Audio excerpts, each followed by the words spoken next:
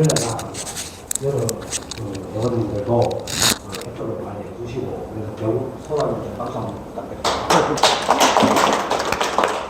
올해는 가당을 관련해하고 10만 톤이 늘어나가지고 공공기술가 45만 톤을 하고, 그 다음에 갱이곡을 작년 9곡 포함해가지고 49만 톤을 정부에서 매입을 합니다. 근데 소비자 물가가 좀 주춤한 단계로 작년보다는 많은 정도 떨어질 것으로 예상을 하고 있습니다. 여러분들이 정말 고생을 많이 했지만 우리 쌀전업농 단체에서도 농인하고 협의를 많이 통해가지고 내년에는 서작물의 예를 들어 동해작물 기술금을 헥타르당 50만 원에서 100만 원을 올려놨습니다. 그리고 분진미 사업의 전략 기술금 그건 240만 원인데 공도 포함을 시켜놨습니다. 여러분들 많은 협조를 부탁드립니다. 감사합니다.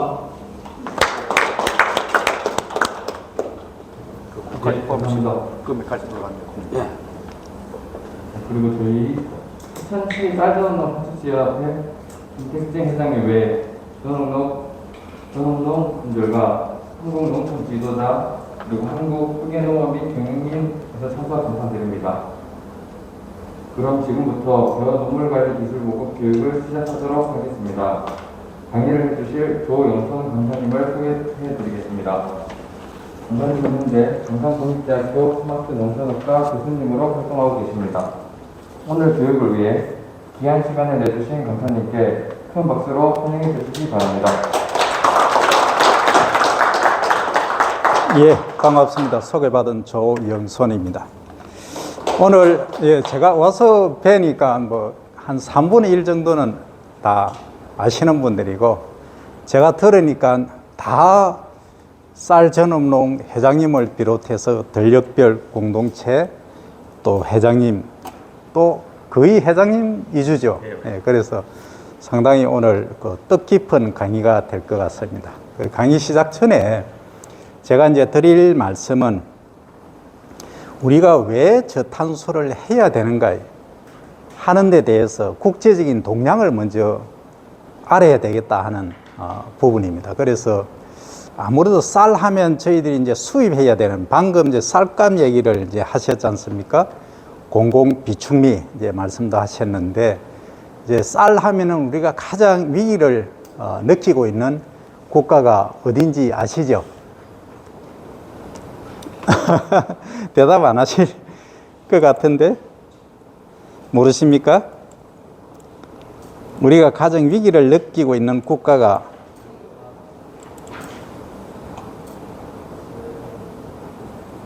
여기입니다.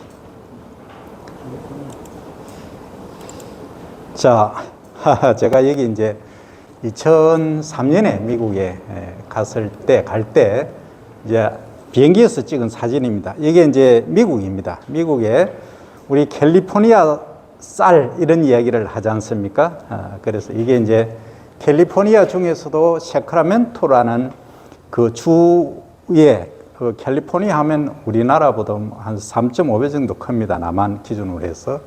거기에 이제 쌀 재배 단지가 있는 곳이 세크라멘토입니다. 그래서 여기서 쌀을 재배하는데 요거 한번 보이십니까? 농가별 벼 재배 면적이 얼마라고 되어 있습니까? 400헥타르. 자, 여기에 10헥타르 이상 되시는 분 별로 없으시죠? 한두 분 아마 계실 겁니다.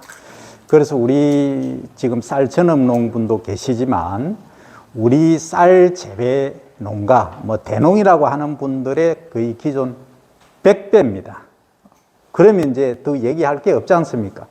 그럼 얘네들은 어떤 식으로 농사를 짓고 있고 캘리포니아 쌀이 과연 우리나라에 들어올 수 있는가?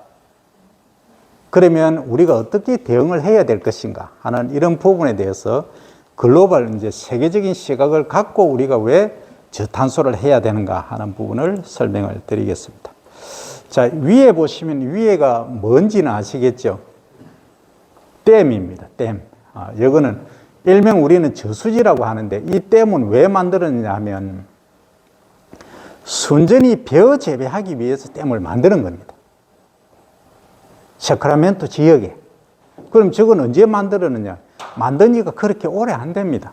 그러니까 제가 갔을 때 2003년이니까 95년 정도에 이제 만들었다는, 그전에는 조그맣게 있었는데, 이렇게 보시면은 수심이 엄청 얕습니다. 얕다는 것은 넓게 만들었다는 거죠. 그럼 벼 재배하는 데 있어서 핵심 사항이 물 대는 거지 않습니까? 물을 대는데 아래쪽 있는 거하고 위에 물 있는 거하고 어느 게 온도가 높습니까? 위에가 높죠. 그래서 전체적으로 데워서 물을 내보내는 겁니다. 그러면 캘리포니아 쌀이 우리보다 수량이 직파를 함에도 불구하고 훨씬 높습니다. 우리보다 한 30% 정도 더 높습니다. 그럼 우리는 고품위를 타켓으로 한 이유도 있지만 전체적으로 그렇습니다. 그래서 그럼 이네들이 이제 강점은 언제든지 마음만 먹으면, 자, 한국 이거 쌀 재배 안 하면 좋다, 우리 쌀 바로 공급하겠다까지 가버립니다. 그래서 제가 2003년, 4년 그때 있을 때 한국에서 이제 많은 분들이 농정 하시는 분들이 다녀가셨어요. 그때 제가 이제 통역하고 이제 저는 그 소속이니까, 그 대학 소속이니까 제 소개를 하는데, 이제 한국에서는 이렇게 얘기합니다. 우리 기계를 미국에 좀 접목하면 안 되겠는가, 이제 이런 식으로 얘기를 합니다. 정말 미국 실정을 모르시죠? 이거 보이십니까? 트랙터, 콤바인, 기본이 우리보다 3배, 4배 사이즈입니다. 이런 규모로 농사를 짓는데, 그리고 이거 지금 보이시죠? 어떤 장면인지. 유인입니다. 사람이 타고 벽실을 파종을 합니다. 우리 이제 고 정주영 회장님께서 서산이죠, 그죠? 서산 간척지, 거기가 이제 10,000헥타르 정도 됩니다. 거기에 과거에 농사를 지을 때 이 농법으로 지으신 겁니다. 이렇게 하신 거죠. 했는데, 이게 이제 이런 방법으로 하는데 우리 기계를 미국에 접목하면 어떻게 하느냐 하니까, 그 미국의 아주 빛가이, 그 비의 제 보스지만 최고 빛가이 한 분이 이렇습니다. 이거 전자제품 우리가 사는데, 자동차도 우리가 사는데, 쌀은 우리 거 그냥 싸가라, 3분의 1 가격이지 않느냐, 이렇게 거꾸로 얘기를 합니다. 그래서 제가 통역을 할 수가 없었습니다. 차마 그건 뭐라고 본인도 알아들으시죠. 하지만 그거 무슨 얘기냐 하면, 언제든지 우리는 준비되어 있다. 그거 한국이 쌀 재배 안 하고 기반만 딱 잃어버리면 무조건 우리 거 출발한다. 지금은 3분의 1 가격에 판매를 하지만 나중에 우리 기반 잃고 나면 어떻게 되겠습니까? 더 비싸게 받아도 할 말이 없습니다. 우리 지금 밀 작업률이 얼마인지 아시죠? 0.7%입니다. 거짓말 조금 못해서 100% 다 수입입니다. 밀 작업 기반이 없습니다, 우리가. 그러면 미국이 원하는 대로 지금 갈 수밖에 없어요, 식량은. 그 밀은 그렇다 치더라도 쌀은 어떻게 되겠습니까? 우리 주국인데. 지금 미국의 농사를 이렇게 짓고 있습니다. 전부 유인입니다. 우리처럼 드론 가지고 조그맣게 300평 했다, 500평 했다, 이거 아닙니다. 기본이 하루에 나가면은 50헥타르, 100헥타르 작업을 해야 성에 차는 사람들입니다. 그 대화가 안 됩니다. 그래서 국제 동향이 이러한데, 과연 그러면 우리는 어느 쪽으로 가야 할 것인가? 여기 다 이제 선도농가 분들이시니까 한번 깊이 생각을 해봐야 됩니다. 작년에 쌀 가격이 20kg에 6만 원대 정도 했지 않습니까? 지금 4만 원대 하다가 좀 있으면 아마 5만 원 정도는 될 것 같은데, 이게 제 추정입니다. 만약에 미국이 지금 모든 것은 그렇습니다. 우리가 아무리 MMA 물량 어떠고 우리 방어 어쩌고 얘기를 하지만은 경제의 흐름에 따라 흘러갑니다. 그렇기 때문에 우리가 우리 스스로를 혁신하지 않으면 방법이 없다. 저는 그렇게 봅니다. 그래서 정부 차원에서는 그럼 어떻게 대응을 할 것인가 해서 과거에는 아까 소장님 말씀하셨듯이 친환경 쪽으로 드라이브를 걸었습니다. 그 이후에 최근에 나온 게 이제 GAP 아시죠? 우수 농산물 관리 쪽으로 이제 이렇게 드라이브를 걸어가고 있습니다. 그런데 지금은 이제 세계적인 핫 이슈가 뭐냐 하면 벼를 우리가 재배하는데 지탄의 대상이 되고 있다는 겁니다. 벼를 재배하는데 우리는 지금까지 물을 대고 벼를 재배해온 것이 당연했고 수천 년 동안 이렇게 해왔는데 지금 많은 전문가 학자들이 벼 재배하지 마세요. 벼 재배하지 마까지 갑니다. 그래서 제가 일본에서 돌아와서 96년도에 95년도 12월에 필리핀에 갔던 적이 있습니다. 국제미장연구소라고 있습니다. 거기 가니까 어떤 연구를 하느냐 하면 건답 재배 연구를 하는 겁니다. 건답 재배. 그리고 저는 당연히 벼를 재배하면 물을 대면은 잡초 방제에도 좋고 또 자연적으로 양분이 공급되기 때문에 양분 이용 효율도 높이고 다양한 차원에서 좋다라고 생각을 했는데 그 연구가 그 당시에 스타트가 된 겁니다. 그래서 2010년, 2005년, 10년 이때에 걸쳐서 건답직파 재배가 성행을 하고 있습니다. 그런데 이제 우리가 전문가들이시니까 한번 생각을 해봐야 됩니다. 건답직파 단점이 뭡니까? 이 사천이 직파하고 있지 않습니까? 전국에 직파 최고 잘하는 데가 사천시 아닙니까? 예. 건답 직파의 최고 단점이 뭡니까? 예, 그렇지. 잡초 방제가 제일 어렵습니다. 그리고 한 3, 4년 지나면 또 뭐가 발생을 합니까? 액미 발생하죠. 액미는 잡을 수가 없습니다. 배하고 똑같습니다. 제초제로 못 잡습니다. 그래서 우리가 이양 재배를 할 수밖에 없는 상황에 놓여 있다는 겁니다. 그런데 이양 재배를 했는데 왜 이렇게 말이 많고 시끄럽냐, 벼 재배하지 마라 얘기까지 나오느냐 하는 부분에 관해서 이제 오늘은 설명을 드리도록 하겠습니다. 자, 이제 벼를 재배를 하다 보니까 이제 학술적으로 보면 여기 책자에 다 나와 있는데 토양 속에는 많은 이제 뿌리가 썩은 것도 있고 미생물도 있고 다양하게 있습니다. 그걸 이제 통칭해서 유기물 이렇게 얘기를 하지 않습니까? 이 유기물이 이제 분해가 되는데 물을 깊게 되면 물을 많이 대놓은 상태면 우리가 일명 환원 조건이라고 얘기하지 않습니까? 환원 조건이 되면은 메탄 가스를 발생하는 균이 많이 성행을 합니다. 많이 번식하니까 그걸 이제 다른 말로 환원 조건에서는 메탄 생성균의 활성이 높아져서 메탄 발생이 많다 이렇게 이야기합니다. 그럼 토양 속에서 만들어진 이 메탄 가스가 어디로 날아오느냐? 위로 날아오는 겁니다. 공기중으로 가는 겁니다. 그런데 메탄이 정체가 뭐냐? 우리가 이제 지금 저탄소라고 했지 않습니까? 저탄소라는 탄소는 C로 되어 있거든요. 카본이라고 하는데 탄소 이 C 하나인데 지금 공기 중에 우리가 산업혁명이 일어나기 전에는 CO2로 얘기를 지금 합니다. 탄소, 이산화탄소를 가지고 그냥 탄소 이렇게 얘기를 하는데 CO2 농도가 300ppm이었습니다. 그럼 지금은 얼마냐? 하와이에 관측소가 있습니다. 400ppm입니다. 그러면 100ppm 높아진 게 뭐 그리 대단하냐라고 생각하실 수 있지만 온도가 2.5도, 3도 가까이 지금 상승을 했습니다.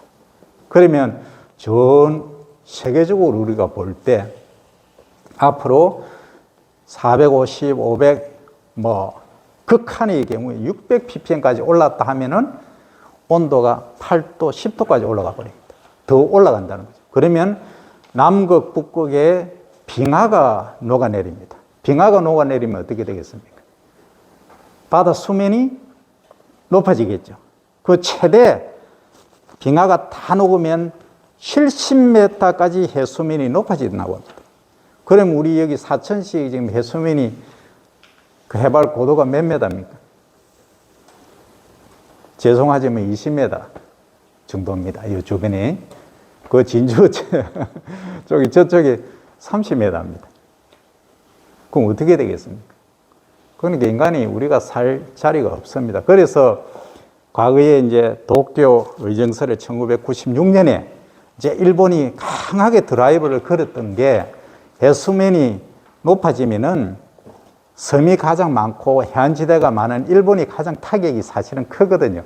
그럼 필리핀도 마찬가지고 우리도 마찬가지입니다. 저 해운대 가 보시면은 해운대 그 100 몇 층이 아파트 있죠. 예, 보셨죠? LCT라고 합니까? 어쨌든 특정 아파트를 지목해서 그렇긴 하지만 상당히 위험하고 위기에 놓여 있습니다. 안전지대가 없다는 거죠. 그래서 이제 일본에서 교토, 일본 교토, 옛날 수도지 않습니까? 교토에서 의정서를 맺은 겁니다. 자, 우리 이래서는 안 되겠다. 우리 선진국만이라도 이 지구온난화를 막자 하는 차원에서 이제 협의가 시작된 게 지금 이제 아까 소장님 말씀하셨듯이 RE100 많이 들어보셨죠? 그 유럽에서는 자동차나 공산품 수입을 신재생 또는 재생에너지를 사용하지 않고 화석에너지로 생산했을 때는 수입 안 한다는 겁니다. 지금 그렇게 가고 있습니다. 그럼 공산품은 그렇게 가는데 우리 농산품은 어떻게 해야 되겠느냐 하는 차원에서 지금 국제회의가 열리고 이걸 줄이기 위해서 나온 게 저탄소 농법을 하자 이겁니다. 그런데 아주 간단합니다. 아주 간단합니다. 물 적게 되면 됩니다.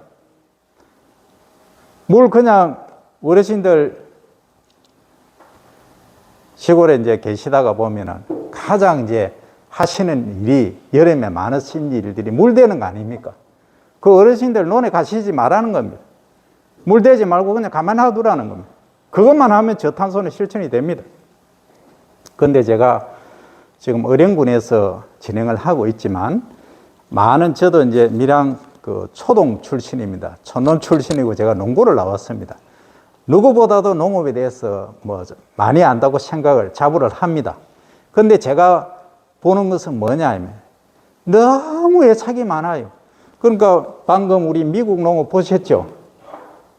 헬기 타고 농사 짓고 있는데 우리는 지금 뭐 하고 있습니까? 한 포기 한 포기 지금 짓고 있지 않습니까? 이렇게 전혀 다른 농법을 하고 있는데 이게 지구온난화가 어떻게 되겠느냐? 아주 간단한 거는 논에 가시지 말라는 게 제 답입니다. 물을 대지 말라는 겁니다. 그럼 물을 어떻게 안 되느냐? 어느 시기에 안 되느냐 하는 겁니다. 여기 보시면 자, 이제 벼를 이렇게 재배를 하지 않습니까? 벼를 재배를 하는데 전 생육 기간에 우리가 이제 이양을 한다고 가정을 하겠습니다. 보통 이양을 며칠 모를 쓰십니까? 예, 30일 중모를 쓰시죠. 예, 중모를 이제 이양을 하시는데 이양하시고 나서 출수는 보통 언제쯤 합니까? 예, 출수는 자, 나중에 나옵니다만 출수는 이 사천 지역에 보통 가장 많이 재배하는 품종이 뭡니까? 셰일미입니까? 영호진미는 안 하십니까? 예, 가장 많이 하는 게 셰일미입니까? 예, 셰일미 좋습니다. 셰일미 재배하시는데 보통 이양 시기가 언제입니까?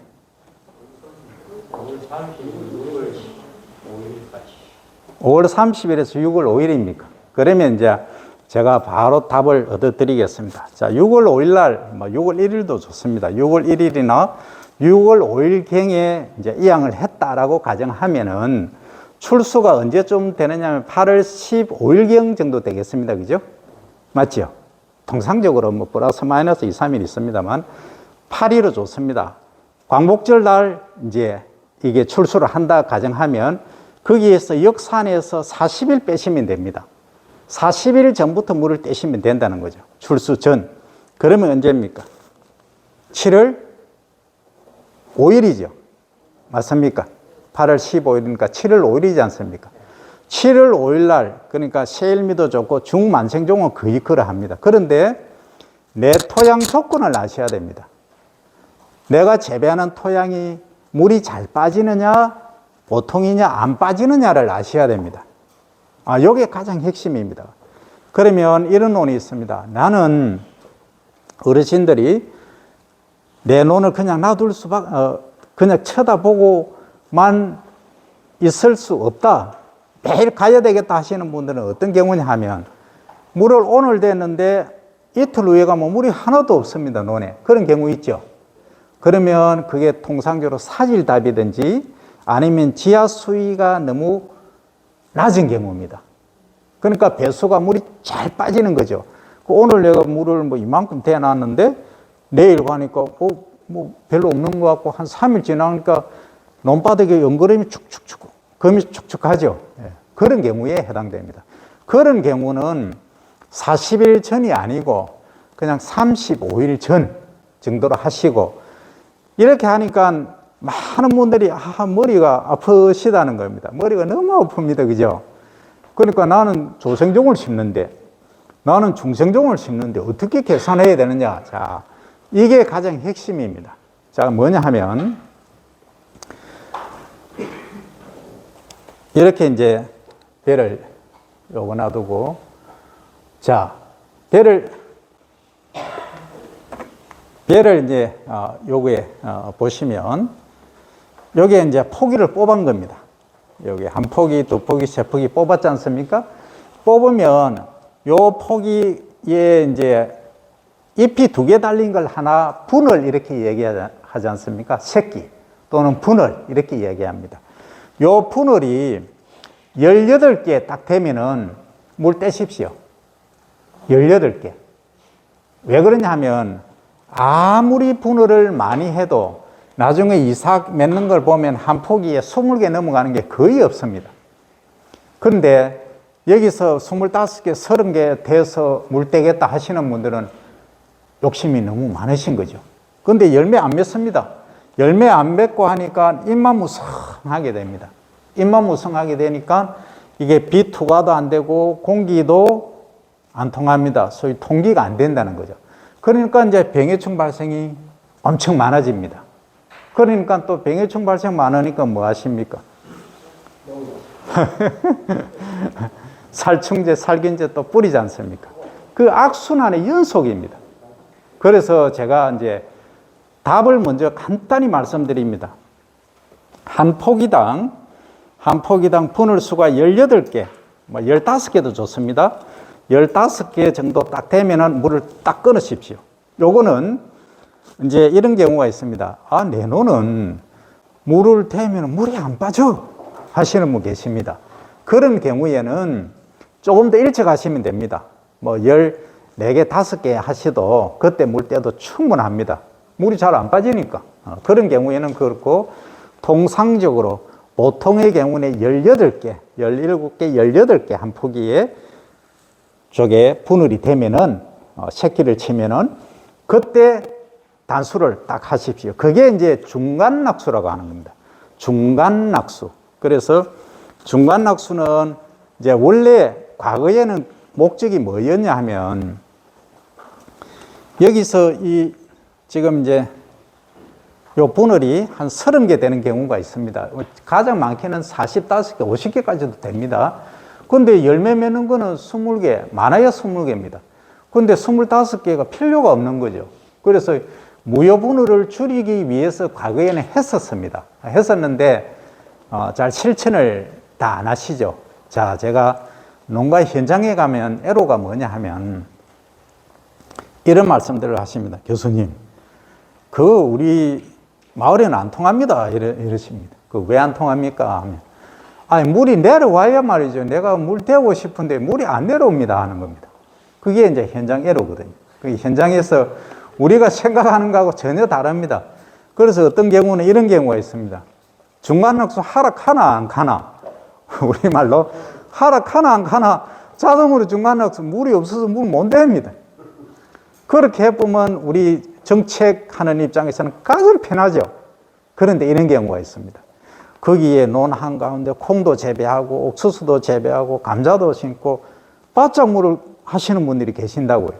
그러면 위에서 농어촌 뭐 공사에서 물을 딱 단수를 시켰다 하면 뭐 난리가 나는 거죠. 그러니까 다른 작물은 어떻게 하라고 이렇게 되는 겁니다. 그래서 이거는 이제 공조 체계가 이제 완벽히 돼줘야 됩니다. 그래서 지금까지 말씀드린 핵심은 뭐냐? 쓸데없는 이 무효분을을 많이 하지 말고 내 논에 물이 어느 정도 보통 정도 한번 내가 물 대고 빠지는데 한 5일 정도 걸린다. 5일 정도 걸린다라고 가정을 하면은 분을이 17개나 18개, 17, 8 하면 또 머리 아프니까 17개 딱 되면은 단수를 하십시오. 예, 그렇게 하시면 어떤 효과가 있느냐?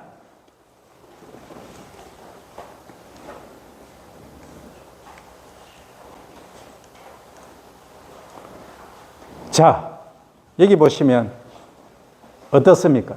이거 한번 보신 적 있으십니까? 이거 보신 적 있습니까? 본인 논에서 이런 상황 보신 분 한번 손 한번 들어보십시오. 예, 10분입니다. 10분에 딱 절반 되시네요. 절반은 여기 보셨고, 나머지 분들은 안 보신 겁니다. 안 보신 분들은 농사를 잘못 짓다면 그렇고, 지구온난화에 상당히 기여를 하신 겁니다. 지구온난화 되면 아까 안 된다고 제가 말씀드렸지 않습니까? 무조건 이 상태가 돼야 됩니다. 이렇게 되면 어떤 장점이 있는가를 한번 보겠습니다. 이거 뿌리를 한번 뽑아서 보신 분 계십니까? 색깔이 이렇던가요? 하얗게 이렇게 새뿌리가 나오던가요? 요렇게 중간낙수를 하고 소위 논바닥이 쫙쫙 손가락에 들어갈 정도로 갈라지고 난 다음에 물을 댄 겁니다. 그러니까 요건 3주 후에 물을 댄 겁니다. 중간낙수 시작하고 이렇게 새뿌리가 하얗게 납니다. 그러면 이게 어떤 효과가 있느냐? 후반기 생육이 있지 않습니까? 후반기 생육이 엄청 좋아집니다. 완전히 다릅니다. 그러면 우리가 수량을 제가 요즘 수량 얘기하면은 참 요거드물 일이긴 하지만은 수량이 훨씬 증대됩니다. 근데 수량이 중요한 게 아닙니다. 그럼 뭐가 중요합니까? 최근에는 예? 예, 쌀 재배에서 중요한 게 뭡니까? 우리 농민 입장에서, 우리 입장에서. 역시 전문가 계시네요. 완전미율입니다. 다른 거 다 필요 없고 완전미가 많아야 됩니다. 그리고 또 소비자분들이 드셨을 때 식미, 밥맛입니다. 밥맛이 좋아야 됩니다. 그러면 이제 주무시는 분이 안 계시니까 제가 밥맛을 좋게 하는 방법 알려드리겠습니다. 요건 좀 적으시기 바랍니다. 밥맛을 좋게 하는 방법 첫 번째, 질소비료 적게 하라. 두 번째, 규산질 비료 시용하라. 중간 낙수하라. 중간 물떼기 하라. 그것만 하시면 끝. 다른 거 없습니다. 세 가지 말씀드렸죠. 질소질 비료를 적게 하시라는 거. 두 번째 뭐라 했습니까? 규산질 비료 시용 4 내지 5년마다 한 번씩 시용하시지 않습니까? 꼭 하셔야 됩니다. 그 다음 중간 낙수, 중간 물떼기 하시라는 겁니다. 그래서 무효분을이라든지 이런 나중에 새끼 치는 거 이런 거를 없애시면 됩니다. 그러면 완전미율이 보통 제가 질문 드립니다. 우리 구정호 회장님 완전미율 얼마나 나오십니까? 이제 80% 이라면 농사 지으실 자격이 없습니다. 회장님이시지만 자, 일본에 제가 이제 과거 얘기를 하면 중국의 마트에 딱 전시되어 있는 거 백화점에 쌀이 전시되어 있습니다. 그 우리 쌀은 어디 있느냐? 대단히 성공합니다만 저 구석에 저 발에 치이는데 이런 데 갖다 놓습니다. 일본의 고시가리 최고 밥맛 쌀 아시죠? 월광이라고. 그거 어디 갖다 놓는지 아십니까? 제일 짧은 소비자 눈높이 딱 맞춰가 얼마 받는지 아십니까? 1kg에 25,000원, 30,000원입니다. 그럼 어떻게 해야 된다는 겁니까? 고급하러 가야 되겠습니까? 아니면 저 발 구석에 치이는데 이 너희들이 툭툭 차고 가는데 그거 놔둬야 되겠습니까? 그게 핵심이 뭐냐면 방금 말씀드린 그겁니다. 완전 비율이 지금도 고시가리는요. 제가 나중에 유튜브 보여드리겠습니다. 95% 그대로 나옵니다. 작년 쌀 지금 보관해 놓은 거 있습니다. 제가 검사 다 했습니다. 95% 다 나옵니다. 완전 비율이 그렇습니다. 이것은 도정할 때 이제 도정하고 관계 있기 때문에 그러면 우리 농가 입장에서는 도정하기 전에 현미 있지 않습니까? 현미 만들었을 때 완전 비율이 높아야 된다는 겁니다. 이게 얼마나 돼야 되냐? 최소 90%는 돼야 됩니다. 그럼 90% 되기 위해서는 아까 말씀드린 뭐였습니까? 그 세 가지만 실천하시면 됩니다. 오늘 여기 이제 흰 뜬구름 하셨는데 우리 젊은 분들 제가 질문 드립니다. 세 가지 뭐였죠? 제일 젊으시네 보니까. 예.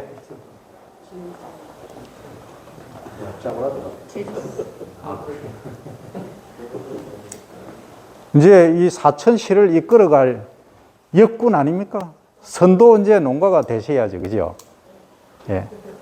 그러면 질소 시용을 적게 하라. 적게 하라는데 뭐 뜬구는 자는 얘기면 적게 얼마나 적게 합니까? 또 이래 질문하시죠, 그죠? 그러면 이제 요즘은 친환경 하는 데는 유박을 거의 쓰시지 않습니까? 맞습니까? 예. 그 유박을 쓰시는 데도 있고 친환경 안 하는 데는 그냥 화학비료 쓰지 않습니까? 질소 기준으로 해서 무조건 시바르당 300평당 7kg 넘으면 안 됩니다. 그게 핵심입니다. 이제 이해됐습니까? 네, 7kg 시바르당 질소 기준입니다. 그럼 요소 비료를 주면 요소 속에 질소가 몇 프로 있습니까? 예, 46% 있죠. 대단하시네. 그런데 46% 하면 머리가 복잡습니다. 그럼 반 있다, 50% 있다라고 가정하면은 요소는 시바르당 300평당 몇 킬로 어치란 얘기입니까? 14kg 이내. 그럼 14kg를 뭐 언제, 어느 때 주라는 얘기입니까? 전 생육기간에. 그렇습니다. 전 생육기간에 말씀드리는 거지, 기비로 그냥 7kg 주라는 말씀 아닙니다. 그래서 요즘 나오는 완효성 복비 있지 않습니까? 또는 단 한 번 하는 뭐 이런 비료들 있지 않습니까? 한 번만 시용하고 마는 이런 비료들은 무조건 질소 계산해서 7kg 이내를 주셔야 됩니다. 그러면 나는 그래 갖고는 못 살겠는데, 그리고 수량이 적어서 안 되겠는데 하시는 분들은 또 편법은 아닌데 방법이 있습니다. 뭐겠습니까? 요걸 먼저 설명을 드리겠습니다. 이게 지금 뭐 하는 겁니까? 이게 지금 어떤 장면입니까? 도복이죠. 도복이란 말은 벼가 넘어졌다는 얘기입니다. 그죠? 쓰러졌다니. 왜 쓰러졌겠습니까?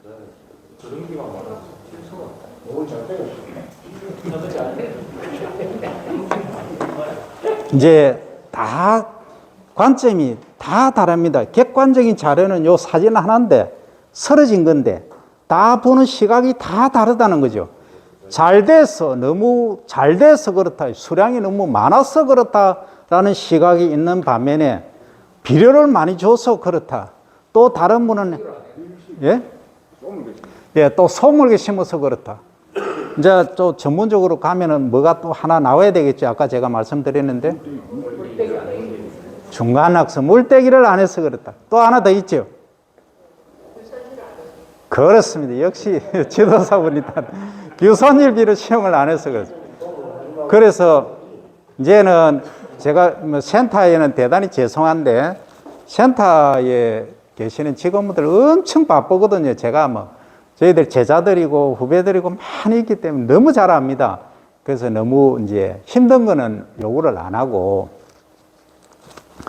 내 토양, 내가 재배하고 있는 논에 토양 검증을 반드시 하시라는 겁니다. 이것은 절대 실천하셔야 됩니다. 그러면 다른 건 다 빼고 뭐 하시느냐? 유기물, 사천시 하고 계시죠? 유기물 pH는 기본이고, 그죠? 그 다음, 뭐, 유기물 하니까 질소는 뭐 따라가긴 하지만은, 그 다음에 이제 인산, 카리 하시고, 규산은 반드시 하셔야 됩니다. 지금 우리가 학술적으로 얘기하면 이제 16대 원소라고 합니다. 작물이 자라는데 필요한 16가지 원소에 규산은 안 들어갑니다. 안 들어가지만 배이에는 필수적입니다. 지금 요게 넘어진 거, 도복된 거, 원인 중에 가장 큰 원인이 이거일 수도 있습니다. 아까 이제 밀식하는 경우다, 질소 비료를 과하게 줬다, 뭐 여러 가지 얘기가 있습니다만 규산질 비료를 많이 주면 잘 안 쓰러집니다. 그러니까 여러 가지 뭐 학술적인 거는 됐고, 일단 핵심은 그렇습니다. 그럼 규산질 비료를 내가 토양 검증했는데 과연 어느 정도 토양에 있어야 되는가를 설명을 드리겠습니다. 어느 정도 있어야 되는지 혹시 아시는 분 계십니까? 자, 과거에 저희들이 얼마였냐면 규산질 비료 공급하기 전에는 50에서 60 ppm이었습니다.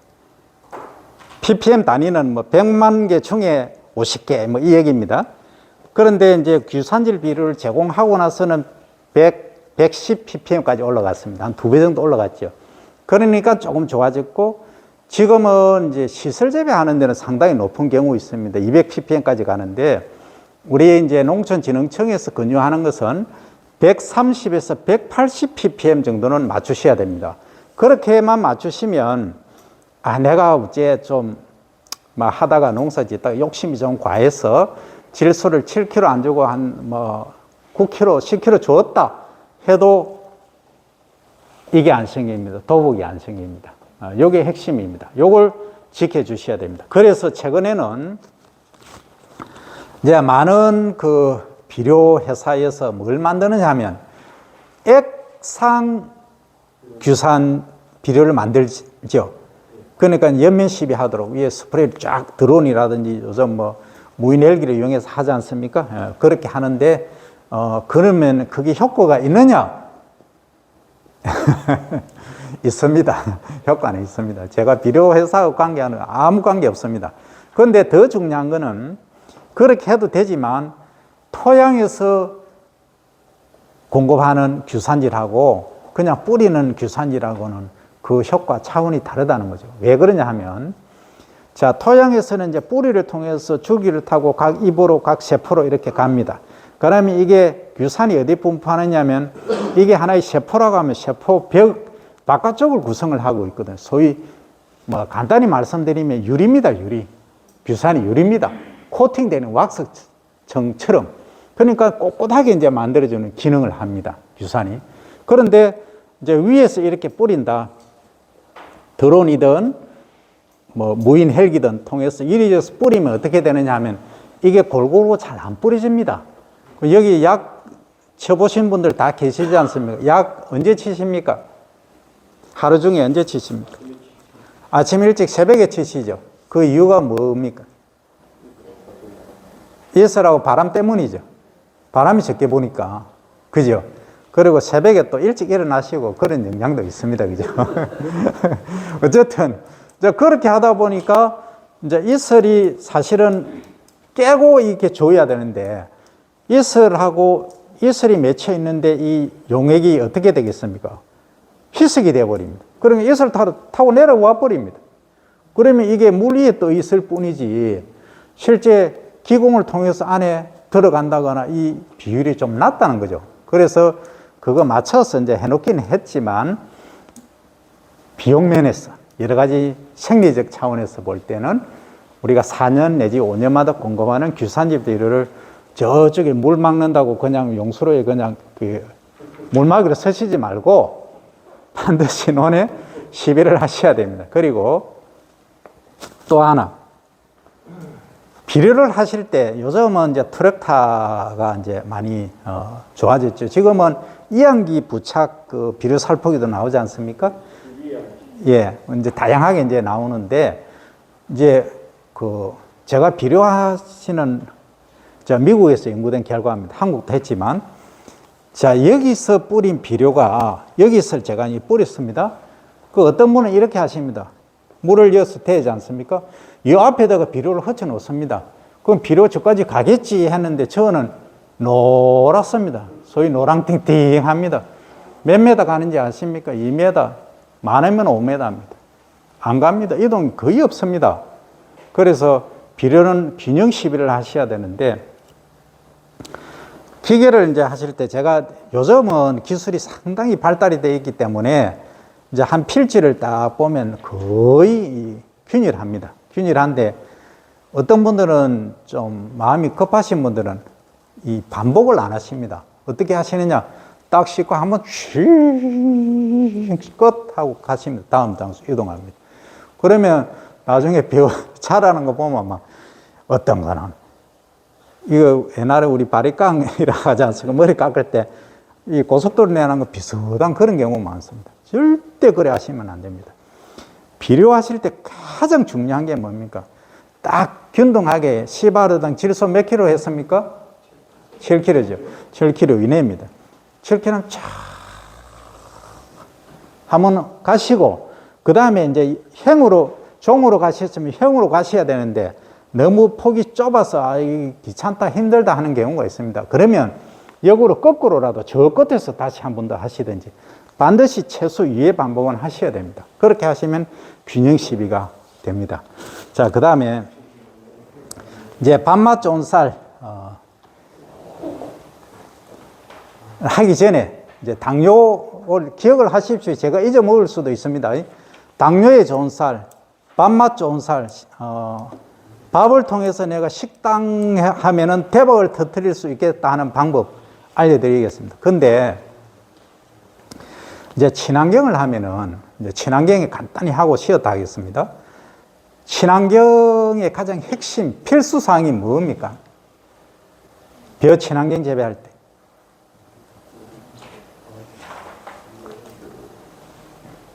우리 저 젊은 분은 벼농사 안 지으시나요?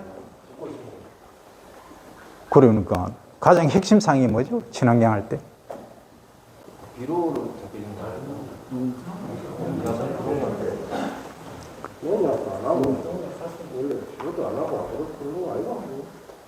자, 그럼 분단을 조를 정합니다. 저기 1조, 2조, 3조, 4조 갑니다. 자, 1조 대표번 한번 말씀해 보십시오. 제초제 사용, 무사용. 2조 라고 합니다. 3조 상품이 있습니다. 4조 1조만 정답입니다. 그러니까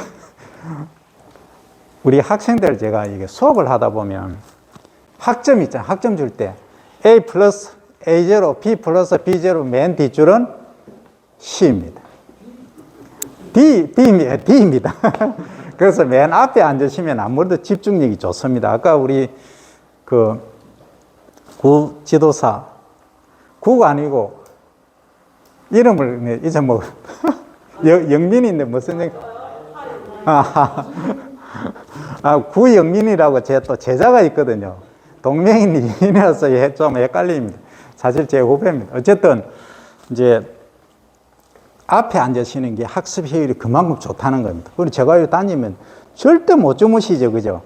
뒤에 앉으시면 뭐 주무시기도 하고 졸기도 하고 하는데, 자, 가장 핵심이 뭐였습니까? 예, 제초제입니다. 제초제를 안 써야 되는 게 가장 핵심입니다. 그럼 제초제를 안 쓰기 위해서 뭘 하십니까? 예, 우렁입니다. 그죠? 근데 정식으로 말하면 우렁이가 아니고, 예? 왕우렁입니다. 이제부터 선도농가분들이시니까 명칭을 정확히 하셔야 됩니다. 왕우렁입니다. 우리 토종 우렁이는 새끼를 놓습니다. 새끼를 놓고 왕우렁이는 알을 놓습니다. 핑크빛 알을 놓습니다. 요게 분명히 다릅니다. 그래서 이제 과거에는 오리농법도 하고, 그 다음에 쌀개 농법도 하고, 또 뭐 했습니까? 기토산 농법, 뭐 온갖 농법 다 했죠. 그런데 결론은 어디에 지금 고착되어 있습니까? 예, 왕우렁이 농법으로 되어 있습니다. 지금 간단히 제가 왕우렁이에 관해서 설명드리겠습니다. 그럼 왕우렁이를 투입을 하시지 않습니까? 하시죠? 언제 하십니까?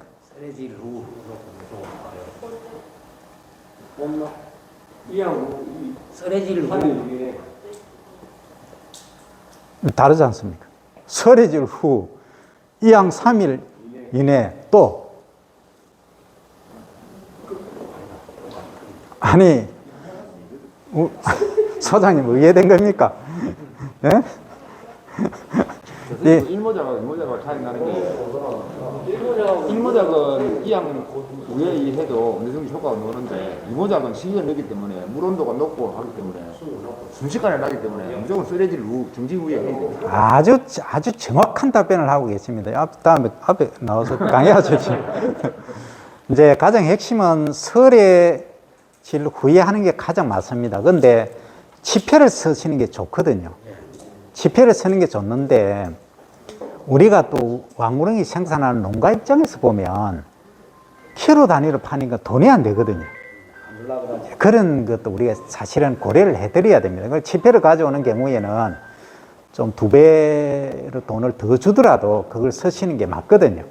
그러니까 내만 생각할 것이 아니고 우리 농가, 왕우렁이 생산하시는 농가도 이제 생각을 하셔야 되고 우리 이제 시에서도 그 부분도 한번 고려를 하셔야 될 것 같아요. 어쨌든 그게 가장 좋은데, 그 다음에 이제 중패나 성패를 이제 가져오시는 경우는 활력이 아주 강합니다. 아주 강하니까 그 시기에 이제 이모작 같은 경우 예를 들어서 뭐 6월 한 20일, 25일 뭐 이런 경우에 애양을 한다 하면 한 뭐 2, 3일 바로 해놔놓고 투입을 합니다. 하면은 뭐 중패나 성패는 바로 활동을 시작을 하죠. 하는데, 자, 그거는 이제 제가 설명을 드렸기 때문에, 자, 좋습니다. 그러면 이제 치패냐, 중성패냐에 따라서 이제 투입 시기가 다르다 하는 말씀 드렸고, 일 중에, 하루 중에 언제 투입을 하셔야 됩니까?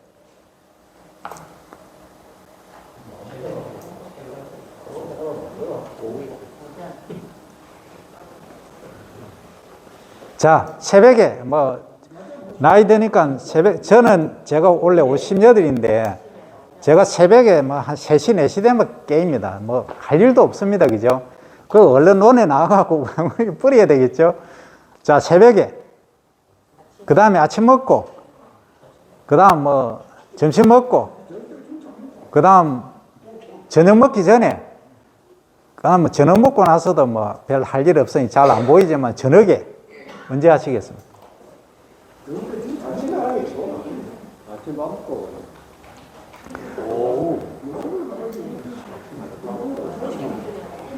자, 제가 농가에 이제 현장에 가면 많은 이제 제가 어느 지역이라고 말씀은 안 드리는데 딱 가면 딱 질문이 아니고 요청사항이 교수님 친환경 하다가 허리 빠져 죽겠습니다 하십니다. 바로 직설적인 표현입니다. 맞습니다. 그래, 와 그리 힘듭니까? 하니까 맨날 친환경 한다고 피 뽑다가 세월 다 갑니다. 어떤 데 가면 논에 전부 핍니다. 그러니까 80%가 핍니다. 그러니까 저 논 주인 어디 계십니까? 하니까 많이 바쁘십니다. 이거 쳐다볼 시간이 없습니다 하는 분도 계시거든요. 그럼 뭘 의미를 하겠습니까? 초반에 잡아버렸으면 딱 끝나는 일을 그냥 어째 되겠지. 우렁이 투입했으니까 해주겠지 했는데 우렁이가 일을 안 하는 겁니다. 그 우렁이 다 어디 갔습니까? 예? 우렁이는 철저하게 물을 따라 이동합니다. 물이 있어야 이동합니다. 그래서 과거에는 제가 진흥청에 있을 때하고 일본에 있을 때 어떤 얘기를 했냐면은 이게 생태계 위협 이종, 우리 지정이 되어 있습니다, 지금. 그러면 우리 황소개구리 아시죠? 황소개구리 다음 가는 생태계를 위협하는 종이 왕우렁입니다. 그래서 이게 국제적으로 사용하지 말자. 일본에 이제 같이 교류하는 분이 계시는데, 자기가 학술적으로 하겠다는 거, 그거 하지 마라. 한국에는 우리는 그거 없으면 안 된다. 그 당시에도 일본은 이제 오리하고 이런 걸 이제 할 때인데, 안 된다고. 그래서 제가 진흥청에서도 많은 분들이 문의를 왔습니다. 몇 시간 동안 제가 전화를 이제 이렇게, 받고 했는데, 아이고, 박사님, 저쪽 경북입니다. 친환경 잘 하는 데 있어요. 우리가 이게 해야 되는데, 이게 뭐 생태계를 이어가니 어쩌니 계산하니까 서야 됩니까? 말아야 됩니까? 자꾸 그런 질문을 하시거든요. 그게 뭐냐 하면 지금은 이제 학술적으로나 다 정리가 됐습니다. 서도 됩니다. 되는데 언제 투입하는가를 가만히 보시면 반드시 해그름에 하셔야 됩니다. 아침에도 좋다고 하는데 아침에 안 됩니다. 왜냐하면 주변에 보면 외가리, 백로, 뭐 온갖 애들이 다 둘러싸고 있습니다. 물론 사천처럼 이렇게 넓은 평야가 있으면 좀 덜하지만 좁은 산 주변에 있다든지 이런 경우는 설치류들이 다 도사리고 있습니다. 절대 아침에 낮에 하시면 안 됩니다. 얘들이 자러 갈락할 때, 잘 안 보일 때, 그때 또 하시는데 이런 분 계십니다. 성격이 대단히 급하시죠. 그냥 한 바가지 가와서 300평당 몇 킬로 합니까? 5kg. 예, 3kg 하는 데도 있고 5kg 하는데 아까 성패냐 뭐 지편에 따라 다른데 자, 5kg 한다고 가정하면은 바가지를 그냥 바가지도 안 들고 옵니다. 그 밖에서 우리말 아닌데 통, 그죠? 고무통 안에 노란 거 이렇게 담아가지고 여 한번 붓고 저 한번 붓고 저 한번 세 번 떡 붓고 그 부지런한 사람. 가십니다. 그리 하는 분은 부지런한 사람 한 건데 와. 집에 그냥 가시거든요. 그러면 여는 막 우글우글 합니다. 그런데 보니까 그 다음날 되니까 없거든요. 다 퍼집니다. 다 끝까지 간다 이렇게 생각하는데 걔들이 뭐 어디 우리가 저 화학적으로 해서 또는 수학적으로 1 더하기 1은 뭐 2고 2 더하기 2는 4입니까? 아닙니다. 지 가고 싶은 데는 물 많은 쪽으로 간다고요. 물이 들어오는 쪽으로 우리는 퍼집니다. 그렇죠. 그러면은 우리가 논 바닥이 다 균일합니까? 조금 틀립니다. 조금 틀리지 않아요. 그래서 균평 작업 하셨습니까? 레이저 균평 작업 다 하셨습니까? 맞습니다. 그래서 요즘 제가 이제 그 뭐 홍보하는 거 아닙니다. 제가 보니까 여기 진주에서 국제 농업 박람회 할 때 보니까 이제 물로타리 치놓고 이게 끌고 다니는 게 있더라고요. 예. 그래서 이 균평 작업을 하는 것도 있습니다. 레이저 균평기를 하면 좀 비쌉니다. 근데 그걸 이제 쓰는데 그거의 단점은 뭐냐? 여기 이제 우리가 소위 작토청이라고 하지 않습니까? 비료분이 많은 걸 끌고 가버립니다. 끌고 가니까 여기는 생탕만 남는 거죠. 좀 높은 데는. 네, 그런 단점은 있는데 요즘은 이제 유기물에 의존하는 게 아니고 화학비료에 주로 많이 하다 보니까 물론 친환경이냐 아니냐에 따라 다르긴 합니다. 그래서 균평 작업이 제대로 잘 돼야 된다. 그래서 저희가 나중에 이제 저탄소 농법에 관한 지원 사업이고 여러 가지 그건 다음 시간에 설명을 드리고 우선에 제가 꼭 기억을 하셔야 될 게 뭡니까? 균평 작업을 하셔야 됩니다. 그 다음에 우렁이가 활동하는 것은 내 영역에서 한 10m 이내입니다. 뭐 20m, 30m 못 갑니다. 그러면 요것을 한 통? 예, 한 통 가져왔다고 하면 5kg 가져왔으면은 요것을 10등분 하십시오. 500g씩. 그러면 쫙 돌아가면서 앞에 마시지 말고 뒤에도 똑같은 간격으로 그렇게 풀어주시면 됩니다. 그리고 이런 분 계십니다. 그냥 푹 이래 하면 안 되시고 부드럽게 그냥 싹 이렇게 하셔야 됩니다. 그러면 거의 균일하게 퍼집니다. 꼭 그렇게 해주시면 왕우렁이가 작업을 제대로 해서 등골이 휘는 일은 좀 적을 것이다 하면서 10분 쉬었다 하겠습니다. 예. 물만 많으면 예. 박수는 안 치셔도 됩니다.